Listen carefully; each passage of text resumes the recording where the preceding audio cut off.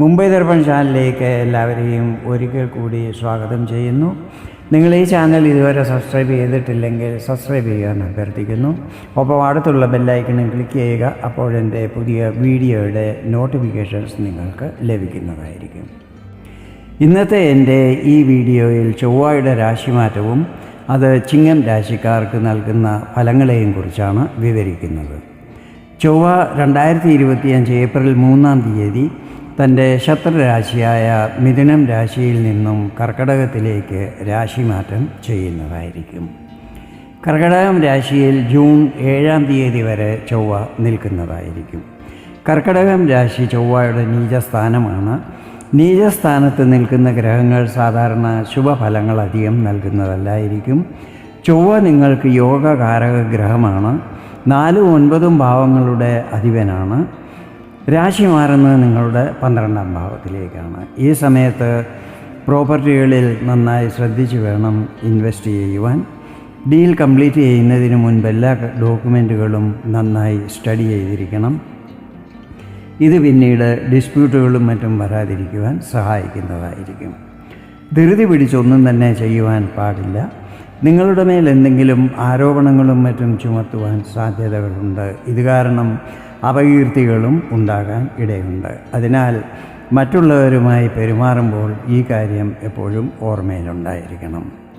വാഹനവും മറ്റും ഓടിക്കുമ്പോൾ നല്ല ശ്രദ്ധയുണ്ടായിരിക്കണം. പ്രോപ്പർട്ടികളുടെ ക്രയവിക്രയങ്ങൾ ചെയ്യുമ്പോൾ പ്രതീക്ഷിച്ച അത്ര ലാഭം ലഭിച്ചു എന്ന് വരില്ല. ഈ സമയത്ത് മാതാവിൻ്റെ ആരോഗ്യത്തിൽ പ്രശ്നങ്ങൾ വരാൻ സാധ്യതകളുണ്ട്. ഈ കാര്യത്തിൽ ശ്രദ്ധിക്കണം. ചൊവ്വ 9-ാം ഭാവത്തിൻ്റെയും അധിപനാണല്ലോ. നീചസ്ഥാനത്ത് നിൽക്കുന്ന നിങ്ങളുടെ ഭാഗ്യസ്ഥിതികളിൽ ഏറ്റക്കുറച്ചിലുകൾ വരാൻ ഇടയാക്കുന്നതായിരിക്കും.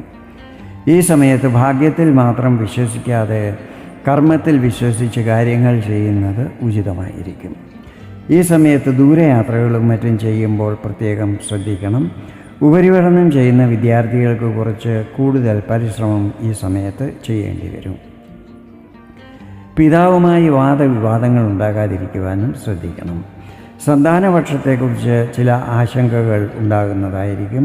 ഇത് അവരുടെ വിദ്യാഭ്യാസം, വിവാഹം, കരിയർ, സാമ്പത്തിക സ്ഥിതികൾ, ആരോഗ്യം എന്നിവയിൽ ഉണ്ടാകുന്ന പ്രശ്നങ്ങൾ കാരണമാകാനാണ് കൂടുതലും സാധ്യതകൾ. 12-ൽ ചൊവ്വ നീചസ്ഥനായി നിൽക്കുന്നത് നിങ്ങളുടെ ചിലവുകൾ വർദ്ധിക്കുവാൻ ഇടയാക്കുന്നതായിരിക്കും. ഇത് ചിലപ്പോൾ ആശുപത്രി ചിലവുകളും ആകുവാൻ സാധ്യതകളുണ്ട്. ഈ സമയത്ത് ചിലവുകൾ ചുരുക്കുവാൻ ശ്രമിക്കുന്നത് നല്ലതായിരിക്കും.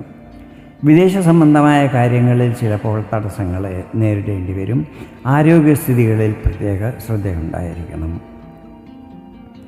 ചൊവ്വയുടെ 4-ാം ദൃഷ്ടി നിങ്ങളുടെ 3-ാം ഭാവത്തിലാണ് പതിക്കുന്നത്. ഈ സമയത്ത് നിങ്ങളിലൊരു കൺഫ്യൂഷൻ്റെ സ്ഥിതി ഉണ്ടാകുന്നതായിരിക്കും. ആത്മധൈര്യത്തിൽ അല്പം കുറവ് അനുഭവപ്പെടുന്നതായിരിക്കും. യാത്രകൾ ചെയ്യുമ്പോൾ ശ്രദ്ധിക്കണം. മൃഗങ്ങൾ, വാഹനം എന്നിവ കാരണം പരിക്കുകൾ പറ്റാൻ സാധ്യതകളുണ്ട്. ഈ സമയത്ത് മറ്റുള്ളവരെ കൺവിൻസ് ചെയ്യുവാനും വിഷമം അനുഭവപ്പെടുന്നതായിരിക്കും. ഇളയ സഹോദരങ്ങളുമായി ബന്ധത്തിൽ വിള്ളലുകൾ വരാതിരിക്കുവാൻ ശ്രദ്ധിക്കണം. അവരുമായി ആവശ്യമില്ലാത്ത വാക്കുതർക്കങ്ങളിൽ ഏർപ്പെടാനും പാടില്ല. ചൊവ്വയുടെ 7-ാം ദൃഷ്ടി 6-ാം ഭാവത്തിലാണ് പതിക്കുന്നത്. ഇവിടെ ഗുരുവിൻ്റെ 9-ാം ദൃഷ്ടി പതിക്കുന്നത് നിങ്ങൾക്ക് കുറച്ചൊക്കെ ആശ്വാസം നൽകുന്നതായിരിക്കും. ലോണിനും മറ്റും അപ്ലൈ ചെയ്തിട്ടുള്ളവർക്ക് അനുകൂല വാർത്തകൾ ലഭിക്കുന്നതാണ്. പക്ഷേ ഇവിടെ ഒരു കാര്യം ഓർക്കണം. എന്തിനു വേണ്ടിയാണോ ലോൺ എടുക്കുന്നത് ആ പൈസ അതേ കാര്യത്തിന് വേണ്ടി മാത്രം ഉപയോഗിക്കണം. EMI-യും മറ്റും സമയത്ത് അടയ്ക്കുകയും വേണം. ആരോഗ്യത്തിൽ എന്ത് ചെറിയ പ്രശ്നം വന്നാൽ പോലും പെട്ടെന്ന് വൈദ്യസഹായം തേടുകയാണെങ്കിൽ അതിൽ ആശ്വാസം ലഭിക്കുന്നതായിരിക്കും. ചൊവ്വയുടെ 8-ാം ദൃഷ്ടി 7-ാം ഭാവത്തിലാണ് പതിക്കുന്നത്. ഈ സമയത്ത് ദാമ്പത്യ ജീവിതത്തിൽ ചില്ലറ ഏറ്റക്കുറച്ചിലുകൾ അനുഭവപ്പെടുന്നതായിരിക്കും.